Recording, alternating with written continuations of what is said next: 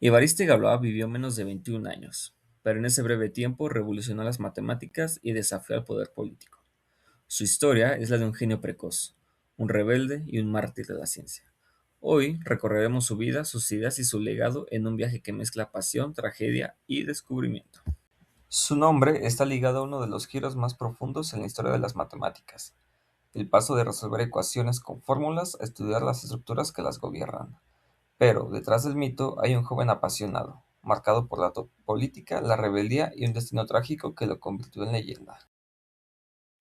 Galois nació en 1811, cuando Francia aún vivía las secuelas de la Revolución de 1789 y el Imperio Napoleónico. El país oscilaba entre monarquías restauradas y revoluciones populares. La ciencia avanzaba a pasos agigantados, se establecía el sistema métrico decimal, se reformaba la educación y los matemáticos tenían un papel social destacado. En estos años también surgían avances como el ferrocarril, la vacuna contra la viruela y la dínamo. Era el tiempo de Gauss, Laplace y Cauchy, quienes estaban redefiniendo la matemática europea. En ese ambiente de efervescencia intelectual y política nació Évariste Galois, destinado a ser parte de esa constelación de genios.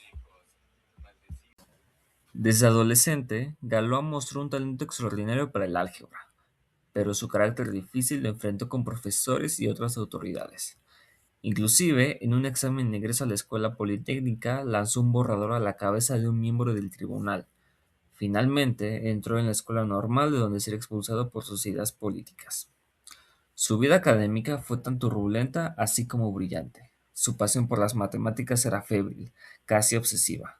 Pasaba noches enteras escribiendo y reescribiendo sus ideas, convencida de que estaba abriendo un camino nuevo.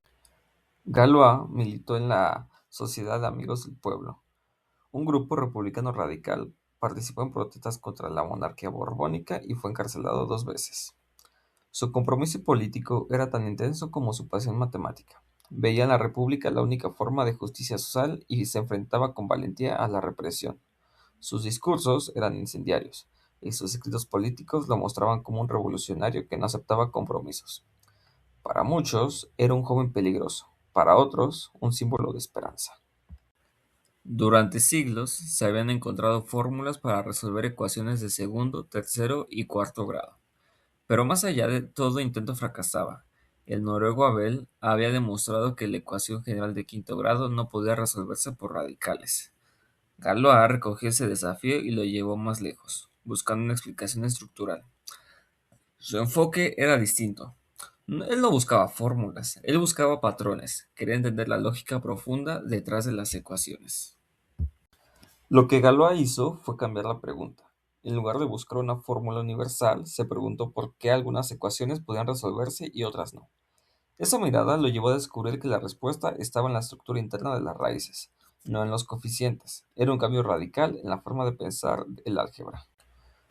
Galois descubrió que la clave estaba en la estructura de las raíces. Definió el concepto de grupo de una ecuación, una idea revolucionaria. No se trataba de calcular números, sino de estudiar cómo se relacionaban entre sí. Así nació la teoría de grupos, el corazón de la álgebra moderna, y fue un cambio de paradigma de los cálculos a las estructuras. La teoría de grupos abrió un camino que todavía seguimos recorriendo. Hoy se aplica en criptografía, en la física de partículas, en la teoría de números y en la informática.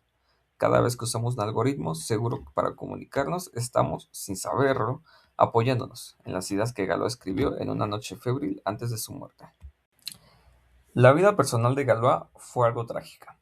El suicidio de su padre, problemas económicos y un desengaño amoroso. En mayo de 1832 fue retado un duelo. Las razones nunca quedaron claras. Unas personas dicen que fue por política, otras personas dicen que fue por un triángulo amoroso con Stéphanie Felicie Potirin du Mouton. La noche anterior escribió cartas a sus amigos y un testamento matemático, consciente de que sus descubrimientos eran correctos. El duelo se celebró al amanecer. Galois recibió un disparo en el abdomen y fue abandonado en el campo. Lo encontraron horas después y murió al día siguiente, el 31 de mayo, víctima de una peritonitis. Tenía apenas 20 años. Sus últimas palabras fueron: "No muero por mi patria, muero víctima de una infame coqueta". Su muerte fue tan novelesca como trágica. Lo cierto es que Galois estaba perfectamente consciente que iba a morir, por lo que sus cartas de despedida son conmovedoras. mezcla de dolor personal y certeza matemática. En ellas pidió que sus manuscritos fueran entregados a sus amigos para que la posterioridad juzgaran su valor. Los trabajos de Galois fueron publicados después de su muerte, pero pasaron desapercibidos durante 15 años. Gracias a su hermano y a su amigo Auguste Chevalier, finalmente fueron reconocidos. Joseph Liouville, un matemático de prestigio, revisó sus escritos y los difundió. Cuando finalmente se publicaron, los matemáticos comprendieron que estaban ante un cambio de paradigma. La teoría de Galois se convirtió en un pilar de la álgebra moderna. Hoy, cada estudiante de matemáticas en el mundo estudia su obra. Su influencia se extiende a todas las ramas de la ciencia, desde la física hasta la informática. La teoría de grupos es esencial en la ciencia moderna, desde la criptografía que protege nuestras comunicaciones hasta la física que explica partículas fundamentales. En informática, los algoritmos que usamos cada día dependen de estructuras que Galois ayuda a definir. Cada vez que enviamos un mensaje cifrado o realicemos una transacción segura, estamos aplicando principios que nacen de su teoría. En física, las simetrías que explican el comportamiento de las partículas se basan en grupos.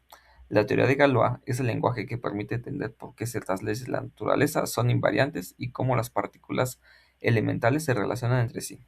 Incluso en química y biología, las simetrías y transformaciones que describen moléculas y procesos vitales se apoyan en conceptos que Galois anticipó. Su legado no es solo técnico, es también filosófico, porque nos enseña que el conocimiento no siempre está en los resultados inmediatos, sino en las estructuras profundas que lo sostienen. Évariste Galois no vivió para ver su triunfo, pero su legado sigue vivo. Su historia nos recuerda que la originalidad y el coraje pueden transformar el mundo incluso en muy poco tiempo. Su vida breve nos enseña que la pasión y la creatividad pueden ser más poderosas que el tiempo. Galois es un recordatorio de que las ideas, aunque nazcan en la soledad y la incomprensión, pueden iluminar generaciones enteras. Fue un joven que desafió a su época, que se enfrentó a la autoridad y que dejó una huella imborrable en la ciencia. Su historia es también la de un fracaso aparente, rechazado por instituciones, incomprendido por sus contemporáneos y muerto antes de ver reconocida su obra. Pero ese fracaso se transformó en victoria póstuma, porque sus ideas sobrevivieron y se convirtieron en cimientos de la matemática moderna.